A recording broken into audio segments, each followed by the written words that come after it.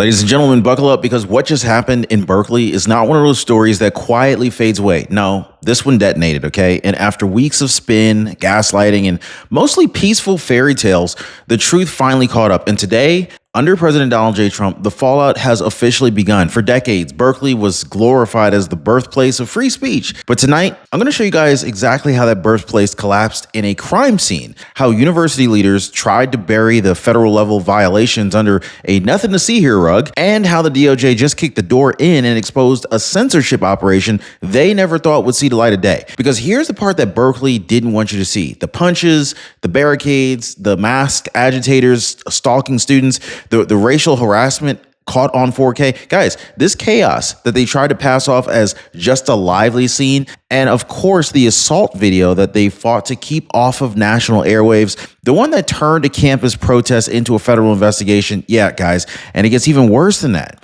This wasn't just a riot. This wasn't just Berkeley losing control. This was clearly a cover-up, a politically motivated, media-protected, administration-enabled cover-up, triggered by one thing that they hate more than the truth itself. Young students peacefully gathering to honor Charlie Kirk's legacy and hear ideas that they disagree with. That's right. These students were just talking about Charlie Kirk, but the left made a catastrophic mistake. They thought that the old world was still in charge. They forgot who's in the Oval Office right now. They forgot that under President Trump, federal law enforcement no longer looks the other way while conservative students get beaten in the streets. So tonight, I'm gonna go ahead and pull that curtain back, because believe me, that curtain needs to be pulled back. The lies are collapsing. The footage is undeniable. The investigations are underway. And for the first time in years, Berkeley is actually facing consequences.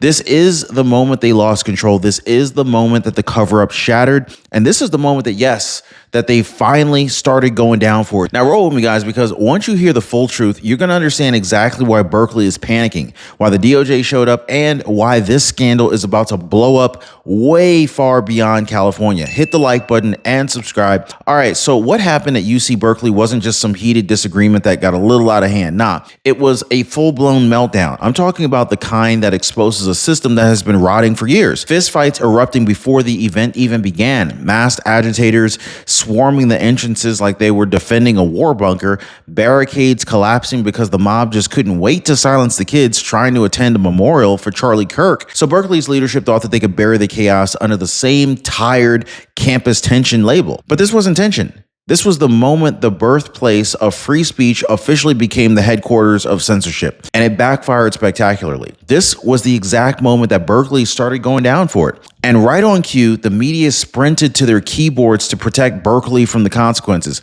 Local CBS affiliates, they were out there describing the riots as a very lively scene, quietly trimming away every punch, shove, and racial taunt like they were editing like a tourism commercial. They tried to gaslight an entire nation. But nope, you didn't see violence, you saw energy. But independent journalists, they weren't playing along with this nonsense. They ended up posting the raw, uncut footage Berkeley hoped would disappear from the algorithm. Suddenly, the mostly peaceful shield shattered. Berkeley wasn't hiding behind opinion anymore. Now they were caught in a cover-up. And with every upload, with every replay, the truth continued to spread. This time, the media couldn't protect them. And this is when the story exploded. So this is where everything changed, because under President Donald J. Trump, the DOJ isn't looking the other way anymore. The moment federal investigators saw the footage, the fist flying, the shirt theft, the targeted harassment, and the racial taunts, they didn't treat this like a campus scuffle. They treated it like a civil rights violation, because this is exactly what it really was. Berkeley's leadership relied on years of sympathetic local prosecutors and friendly media to clean up their mess. But when you cross state lines into coordinated violence, when you shut down constitutionally protected speech, when you assault students for attending a memorial, that's federal, guys. And now Berkeley administrators, campus police, and organizers, they're panicking. The cover-up isn't local anymore. Your Medicare plan might work today, but what about next year? Networks change, benefits vanish, and premiums rise when you least expect it. Millions of retirees today are they're getting these notices from their doctors saying, we will no longer accept your insurance next year. Call Chapter to get your new coverage. This is exactly why I partnered with Chapter. They foolproof your Medicare coverage so that you're protected for what's coming next, not just what worked yesterday. Now, one of our viewers told me Chapter made sure I won't get caught off guard again. So let me ask you, Are you ready for tomorrow? Are you still hoping that yesterday's plan is still going to somehow hold up for you? Now, most people, they're not waiting. They're calling the phone number at the bottom of your screen right there. Phone number is 909-563-8279, or they're clicking the link down below, which is askchapter.org/Ron. And don't take my word for it. Listen to Matt Brady. He just left us a message here. He said, Chapter saves me $980 a year. I'm a disabled veteran. This is a huge blessing in my life.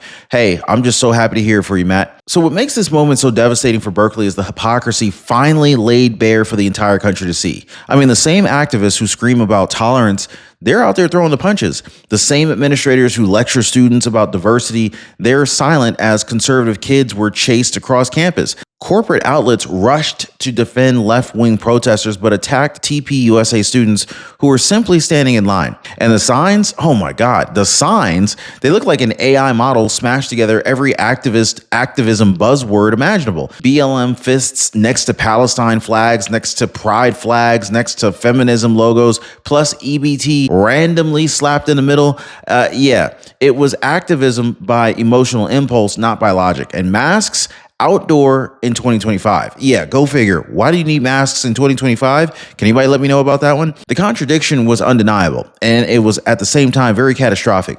But nothing exposed Berkeley's failure more than the assault caught from every imaginable angle. A young man in a Charlie Kirk freedom shirt stood peacefully, only to have a masked agitator snatch the shirt off his back and throw it on the ground like a trophy. Then he tried to retrieve it. A second masked attacker rushed in and started swinging. And as this kid bled, protesters surrounded him chanting "white boy" like it was some kind of a victory cry. The moment the footage hit the internet, the narrative collapsed instantly. No editing could hide this stuff. No headline could soften it. This attack became the centerpiece of the DOJ investigation. The undeniable proof Berkeley had lost control and lost its moral footing here. And as if the violence weren't enough, the aftermath revealed something even darker. The complete death of open dialogue at Berkeley.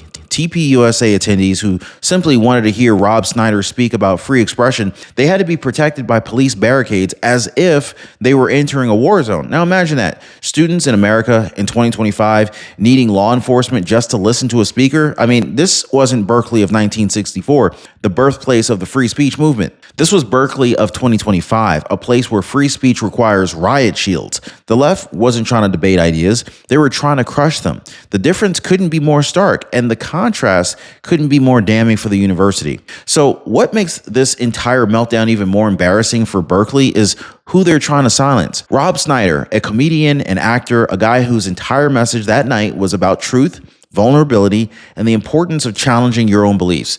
Now, Snyder told students that comedy is supposed to push boundaries, spark conversation, and open minds. He even admitted when he was wrong about something because that's how honest discussion works. But this is exactly why the left lost their minds. They don't want conversations that reveal weakness in their own ideology. They don't want laughter that exposes contradictions. They want silence. And the fact that they use violence to stop a comedian from promoting dialogue, this proves the real issue. Free speech is dead at Berkeley. As the dust settled, critics began noticing something odd about the law enforcement responses. Arrests happened, but much later than they should have. Officers held back while agitators punched students, toppled barricades, and hurled all sorts of racist insults. Then people remembered. Berkeley's police chief isn't just any old administrator. He's the same former Capitol Police chief installed in D.C. after 2016, a figure whose decisions have been questioned for years. That connection alone raised alarm bells. So was leadership hesitant because the victims were conservative students?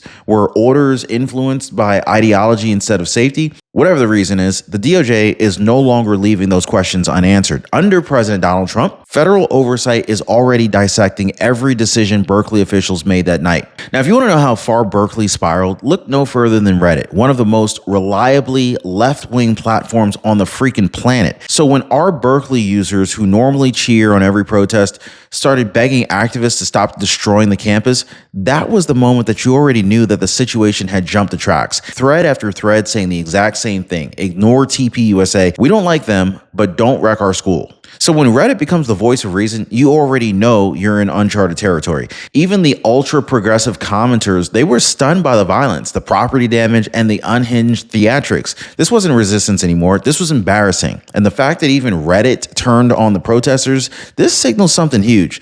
The left's cultural monopoly on campus, it is collapsing too. And if the riots weren't humiliating enough, Berkeley added a bizarre subplot that perfectly captured the intellectual freefall. The giant mosquito. Yeah, a massive puppet complete with eyelashes, red heels, and a whole backstory, paraded around as activists proudly showcased weeks of effort put into building this thing. Weeks. For a freaking bug, mind you. A bug that ended up with 4 students arrested for felony vandalism. So instead of learning, studying, or debating, these kids devoted their time to constructing a cartoon insect that they thought was going to make a statement. But the only statement that it made was this: Berkeley is no longer a place of ideas. It's clearly a circus, a very expensive circus, mind you, and the world saw it, laughing, shocked, and increasingly fed up with the academic decay. So when parents send their kids to Berkeley, they imagine intellectual rigor, prestigious faculty, and a campus devoted to discovery. Instead, they're getting riots, ideological indoctrination, and felony vandalism, all for the low price of nearly $200,000 for a 4-year degree. Now, if you add in the risk of legal fees when their children get arrested for participating in mostly peaceful assaults or property destruction, and the bill skyrockets even higher. Families are waking up to the truth. They aren't paying for education. They're funding chaos. And that realization is igniting a massive shift among younger Americans. I mean, students who once leaned left are now being red-pilled by the sheer absurdity and hostility of the modern campus. Berkeley isn't shaping minds, it's driving them away. An emotional weight of all of this ties all the way back to Charlie Kirk. This is a man whose influence still echoes across campuses nationwide. His memorial event at Berkeley should have been a peaceful gathering honoring someone who dedicated his life to expanding free speech for students. But instead, activists turned it into a battleground.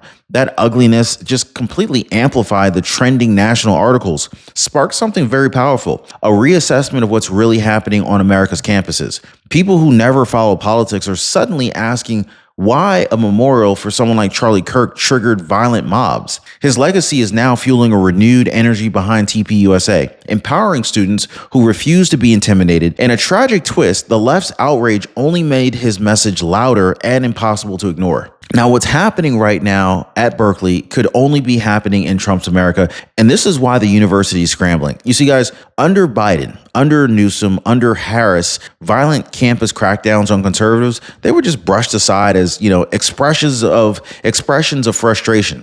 But here in 2025, with President Donald J. Trump back in the White House, the federal government is actually enforcing the law again. Free speech isn't a slogan, it's a priority. The DOJ isn't shrugging off politically motivated violence. Federal investigators aren't waiting for permission from local ideologues, and universities aren't shielded by friendly bureaucrats anymore. So this shift right here, this return to accountability, this is why Berkeley's meltdown matters. This is why the rioters, the administrators, and the media allies are suddenly terrified. Their era of protection is over. Now, for years, legacy media survived on one phrase, mostly peaceful. This was their shield, their excuse, their magic wand to erase any crime committed by their activists that they favored. But not this time. The Berkeley riots weren't blurry cell phone clips or some unverified accounts. They were recorded from every angle. HD footage, live streams, close-ups of fists connecting with faces, masked agitators knocking down barriers, mobs screaming racial slurs. The internet saw everything. There was no safe angle to hide behind. The old, mostly peaceful shield shattered the moment that the videos hit the web. And with that collapse came something that the left didn't expect: accountability. Suddenly, their behavior wasn't activism, it was violence. And everybody saw exactly what this was. And now we reach the part Berkeley hoped would never come: the consequences. So with the DOJ fully engaged now, the university is staring down a long list of outcomes that would have been unthinkable just a year ago. So check this out. Federal investigators are now examining every minute of footage, every police report, every administrative order. Funding audits are already being discussed, and if Berkeley is found negligent or worse, complicit, the Title IV funding is on the chopping block. Civil rights lawsuits are already forming, security protocol overhauls are coming, administrative resignations are almost guaranteed, and the university knows it. This isn't a PR problem. This isn't a campus dispute. This is why they're finally going down for it, and why their days of hiding behind excuses are officially over.